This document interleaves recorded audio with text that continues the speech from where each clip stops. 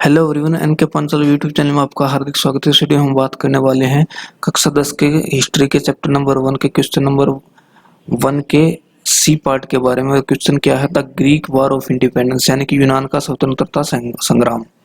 तो यूनान का यानी कि ग्रीस का जो स्वतंत्रता संग्राम था उसके बारे में हम जानेंगे। इससे पहले अगर आप चैनल पर नए हैं तो चैनल को सब्सक्राइब जरूर करें और बेल आइकन को प्रेस करें, क्योंकि मैं ऐसी ही एजुकेशनल वीडियो आपके लगातार लाता रहता हूँ।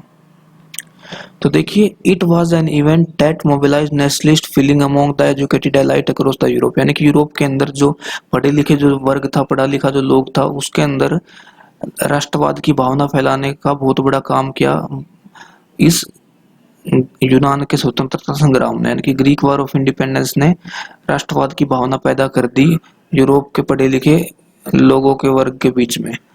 The Greece had been a part of Ottoman Empire since the 15th century. 15वीं शताब्दी तक क्या था? और जो ग्रीस था, जो यूनान था, ओटोमन साम्राज्य का भाग था।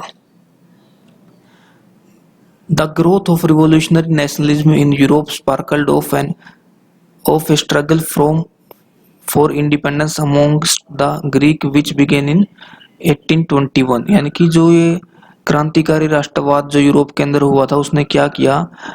ग्रीक के स्वतंत्रता संग्राम के संघर्ष के लिए चिंगारी पैदा कर दी। यानी कि जो ग्रीस के लोगों के अंदर जो स्वतंत्रता संग्राम की भावना पैदा हो गई, जो ये यूरोप के अंदर राष्ट्रवादी क्रांतियां हो रही थी, तो उन क्रांतियों ने ग्रीस के लोगों के अंदर और ग्रीस के शिक्षित वर्ग के अंदर अपनी आजादी के लिए भावना पैदा कर दी। और ये जो सारी प्रक्रिया थी, ये 1821 में शुरू हो गई।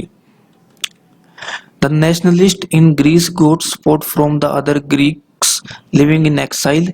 जो ग्रीस के अंदर यानी कि यूनान के अंदर जो राष्ट्रवादी लोग थे, उनको जिन यूनान के लोगों को निकाल दिया गया था, उनसे भी समर्थन मिला। यानी कि जो इनको एक्साइल कर दिया गया था, निष्कासित कर दिया गया देश से, तो उनसे भी राष्ट्रवादी यूनानियों को समर्थन मिला।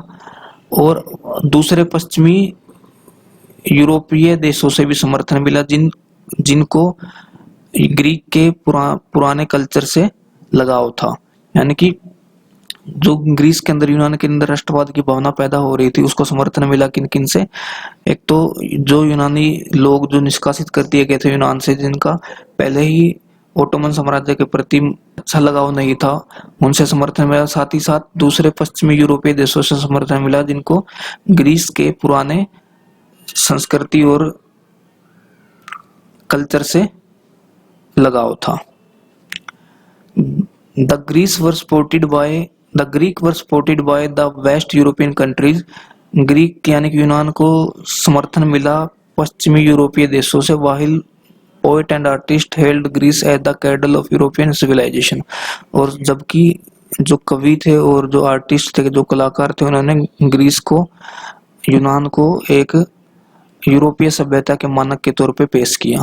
Finally the treaty of Constantinople of 1832 recognized Greece as an independent nation. और आखिरकार क्या हुआ? जो कॉन्स्टेंटिनोपल की जो संधि हुई 1832 में, उसके अनुसार ग्रीस को, यूनान को एक आजाद राज्य, आजाद देश घोषित कर दिया गया।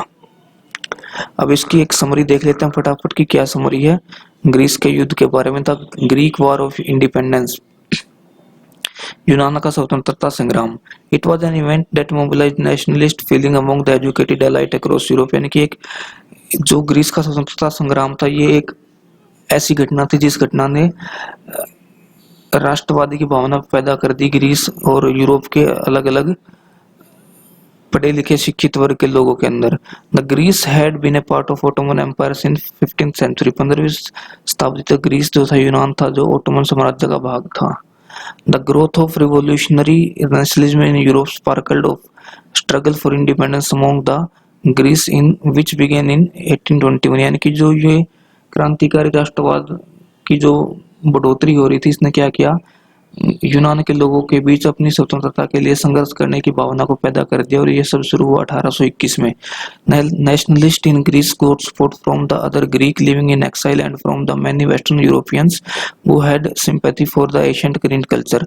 और जो यूनान के जो राष्ट्रवादी लोग थे, इनको समर्थन मिला उन सभी यूनानियों से जिनको निष्कासित कर दिया गया था, और उन सभी पश्चिमी यूरोपियन से उन सभी पश्चिमी यूरोपियन कंट्रीज और पश्चिमी यूरोपियन देशों से और पश्चिमी यूरोपियन लोगों से जिनको प्राचीन यूनान के संस्कृति से और कल्चर से लगाव था। फाइनली हुआ क्या, ग्रीस को इन सभी स्पोर्ट के ग्रीस को पश्चिमी कंट्रियों का, पश्चिमी यूरोपीय देशों का समर्थन मिला और ग्रीस को अपने ही निष्कासित लोगों का समर्थन मिला और फाइनली जो कॉन्स्टेंटिनोपल की जो संधि हुई 1832 में, उसमें ग्रीस को, यूनान को एक स्वतंत्र राज्य घोषित कर दिया गया।